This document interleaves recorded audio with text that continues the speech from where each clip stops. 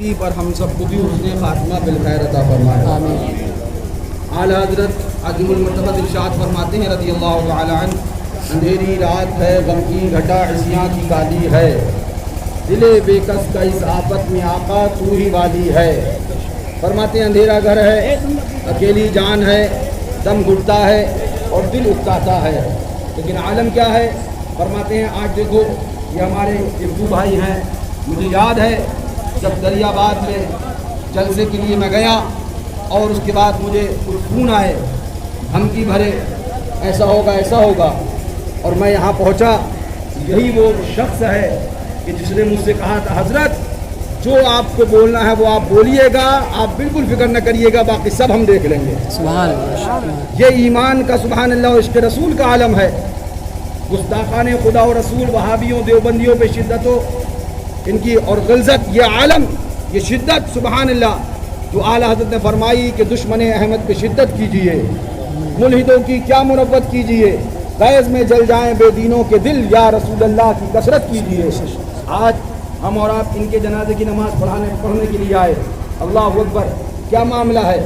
ایک دن روح جسم سے نکل جانی ہے، ایک دن تنہا رہ جانا ہے، ایک دن کوئی ہم کو ساتھ نبھانے قبر میں نہیں آئے گا، ہم کو اکیلے اتر جانا ہے. وہاں کی تیاری کیا ہے؟ اعلیٰ حضرت رضی اللہ عنہ فرماتے ہیں لحد میں عشق رخ شہ کا داغ لے کے چلے. آقا کی سچی محبت، آقا کا سچا پیار، آقا کی سچی الفت، یہی ایمان ہے.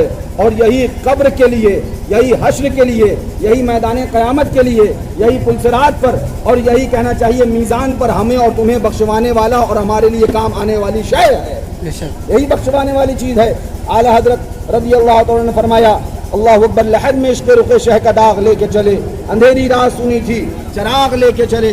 آج اگر رد وہابیہ ہو، سارے معاملات ہوں، تکلیف ہوتی ہے، مگر آئیے ذرا پوچھئے علامہ ابن حجر مکی اپنی کتاب کہنا چاہیے اس کے اندر تحریر فرماتے ہیں. علامہ ابن حجر مکی ایک واقعہ تحریر فرماتے ہیں، عالم بن گئے، مولانا بن گئے، مولوی بن گئے، اور اس کے بعد اللہ اکبر اگر زبان پہ گستاخان خدا و رسول کا رد نہیں ہے تو پھر ایسا عالم بیکار ہے، ایسا مولانا بیکار ہے، ایسا کہنا چاہیے پیر بیکار ہے.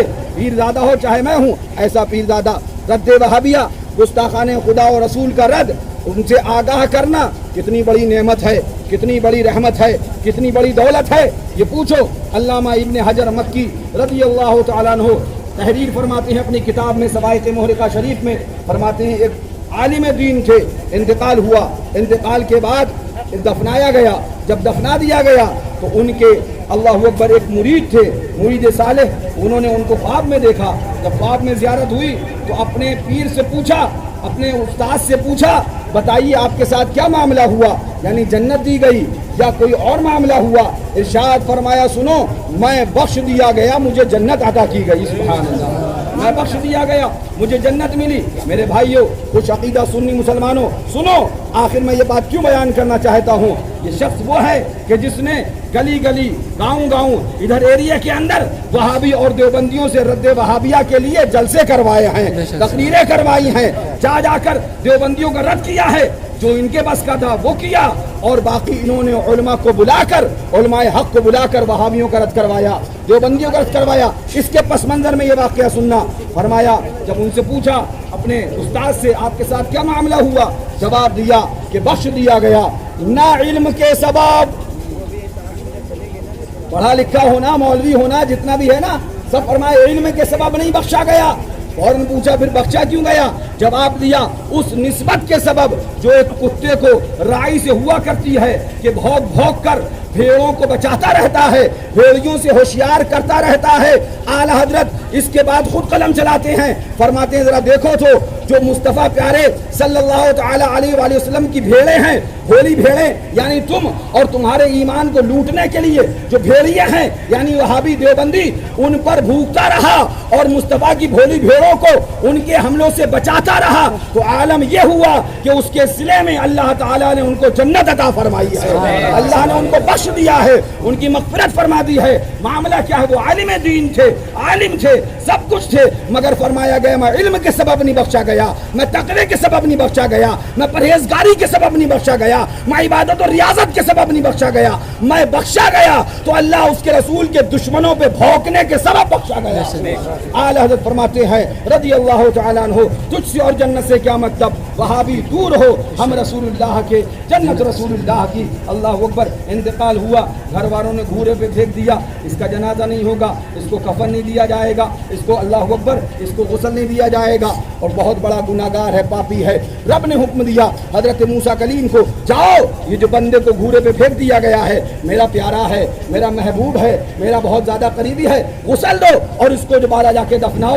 حضرت موسیٰ کلیم آئے، غسل ہوا، سارے تجہیز و تکفین کے معاملات ہوئے۔ اس کے بعد حضرت موسیٰ علیہ السلام نے بارگاہ مولا میں عرض کیا، مولا اس کی نیکی کیا ہے، اس کی اچھائی کیا ہے کہ تیرا محبوب بندہ ہو گیا، گھر والے گنہگار سمجھیں، پڑوس والے پاپی سمجھیں، رشتہ دار گنہگار سمجھیں، سب اس کو گنہگار جانتے تھے، شرابی یہ ہے، جواری یہ ہے، زانی یہ ہے، جھوٹ یہ بولتا ہے، مولا تو کہتا ہے یہ گنہگار بندہ، جسے دنیا کہہ رہی ہے گنہگار، تو فرماتا ہے یہ میرا محبوب بندہ ہے۔ رب کی رحمتوں نے جواب دیا، غور سے سننا، رب کی رحمتوں نے جواب دیا۔ اسی لیے ہم کہتے سنو، وہ نماز نہیں چاہیے جس نماز میں وہابی کا اجتہاد ہو، ہمیں کربلا کے 72 حسینی چاہیے ہے، 22,000 یزیدی نہیں چاہیے ہے، ہمیں 72 حسینی چاہیے، اور سجدہ بھی وہ سجدہ چاہیے جو کربلا میں حسین نے کیا ہے۔ ہمارا سجدہ ہو تو یاد حسین میں ہو، عبادت ہو تو یاد حسین میں ہو، ذکر ہو تو یاد حسین میں ہو، بندگی ہو تو یاد حسین میں ہو،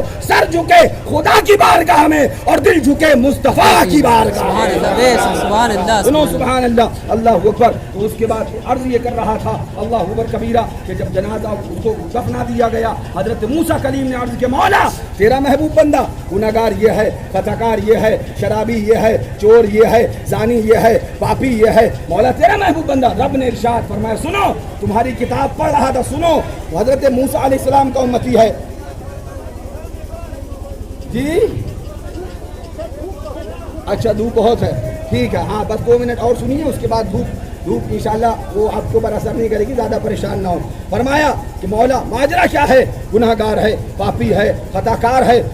عرض کیا مولا سے، رب نے فرمایا سنو توریت پڑھ رہا تھا تمہاری کتاب، اس میں میرے محبوب کا نام محمد لکھا تھا، اس نے محبت سے چوم لیا تھا، ایک بار میرے محبوب کے نام کو محبت سے اس نے چوما ہے، میں نے اس کی ادا کو پسند کر لیا اور اس کے سارے گناہوں کو معاف کر دیا۔ سبحان اللہ۔ لہٰذا اے میرے بھائیوں، آقا سے سچی محبت کرو، سرکار سے سچا پیار کرو، مرنا تمہیں بھی ہے، مرنا ہمیں بھی ہے، ایک دن کفن پہن کر اور اس کے بعد قبر میں اتر جانا ہے۔ لہذا یاد رکھو ایمان کیا ہے، ایمان عشق رسول ہے، محبت رسول ہے، اللہ اس کے رسول سے محبت کرنا اور ان کے دشمنوں سے دشمنی کرنا، یہ ایمان ہے۔ لہذا یاد رکھو، اللہ تعالی ہمیں اور تمہیں ایمان پر زندگی عطا فرمائے، وہابیوں دیوبندیوں گستاخ خدا اور رسول سے نفرت اور دوری عطا فرمائے۔ اور اعلان سن لیجئے کیونکہ اب وقت زیادہ ہو رہا ہے، لہٰذا آخر میں اعلان سن لیجئے، باتیں تو اور بھی کہنا تھی لیکن وقت زیادہ ہو رہا ہے۔ اعلان سن لیجئے، کوئی بھی وہابی، دیوبندی، غیر مقلد،